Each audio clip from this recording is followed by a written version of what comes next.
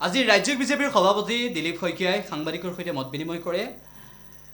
বানচুৰী স্বৰাজ উপস্থিত থাকে এই কাৰ্যসূচীত।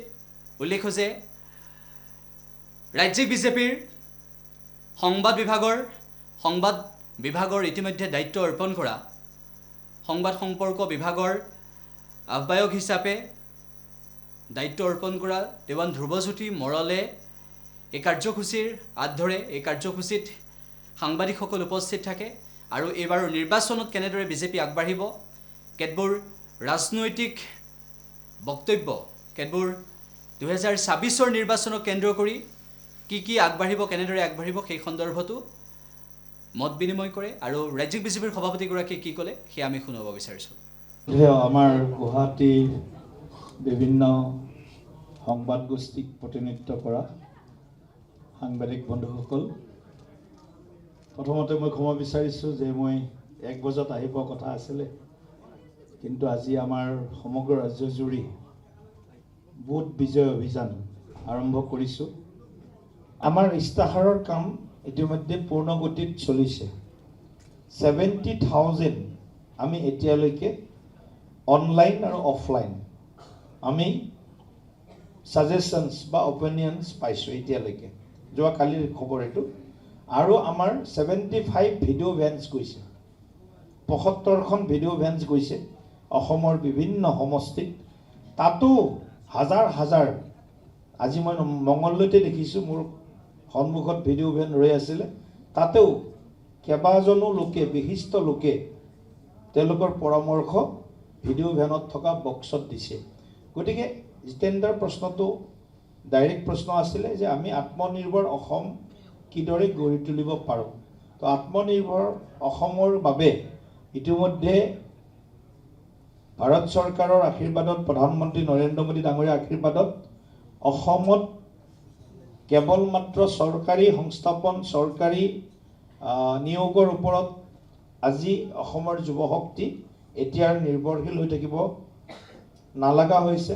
কাৰণ বিভিন্ন বেচৰকাৰী খণ্ডতো নিয়োগৰ সম্ভাৱনা, নিয়োগৰ সুযোগ সৃষ্টি হৈছে।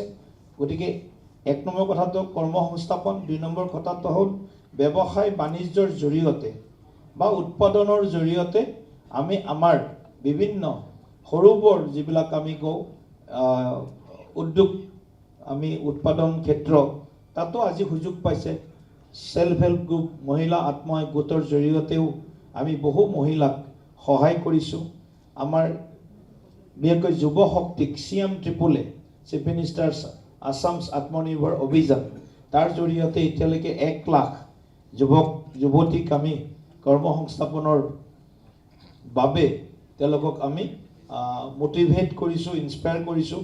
2 লাখ টকাৰ ভিতৰত 1 লাখ টকা দিলোঁ আৰু 1 লাখ টকা যোনে ভাল কাম কৰিছে তেওঁলোকে পোৱা আৰম্ভ হৈছে।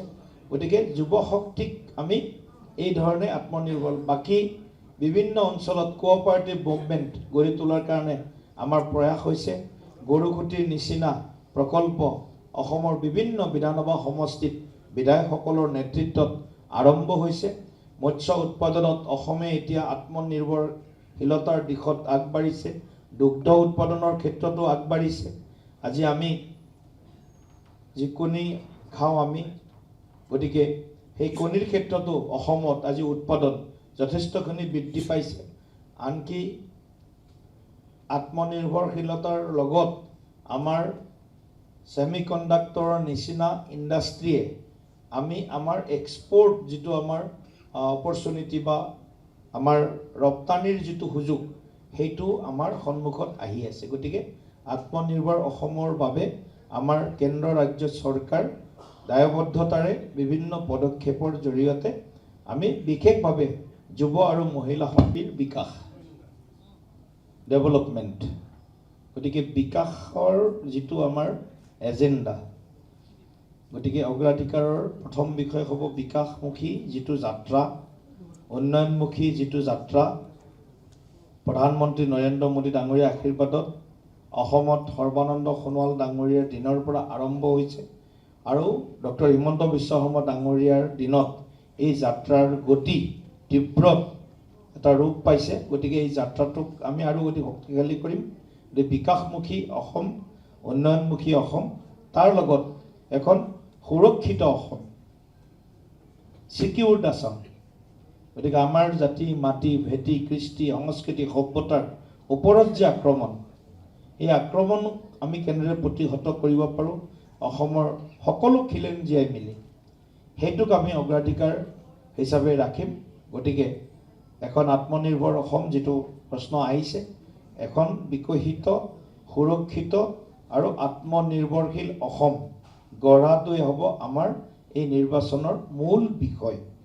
আৰু ইয়াৰ লগে লগে সংখ্যালঘু ভোট আমি কিমান পাম সেইটো আজি আমি ক'ব নোৱাৰোঁ, কিন্তু খিলঞ্জীয়া মানুহ, খিলঞ্জীয়া ধৰ্মীয় সংখ্যালঘু মানুহ নিশ্চয় ভাৰতীয় জনতা পাৰ্টীৰ লগত থাকিব, এইটো আমাৰ বিশ্বাস। আৰু আমাৰ আহ্বানো থাকিব যে খিলঞ্জীয়া অসমৰ মুছলমানসকলৰ কাৰণে, কাৰণ তেওঁলোকৰো অধিকাৰ মিয়াসকলে কাঢ়ি লোৱাৰ সকলো ধৰণৰ তেওঁলোকৰ চক্ৰান্ত আমি দেখিবলৈ পাইছোঁ।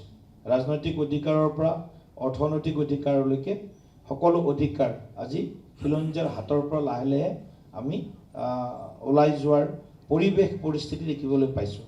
গতিকে খিলঞ্জীয়া আমাৰ যিসকল মুছলমান ভাই বন্ধু আছে, গতিকে তেওঁলোককো আজি আমি আহ্বান জনাইছোঁ যে ৰাজ্যখনক সুৰক্ষিত ভৱিষ্যতৰ স্বাৰ্থত খিলঞ্জীয়া, হিন্দু, মুছলমান সকলোৱে এক হৈ আমাৰ যি বিকাশমুখী যাত্ৰা, আমাৰ যি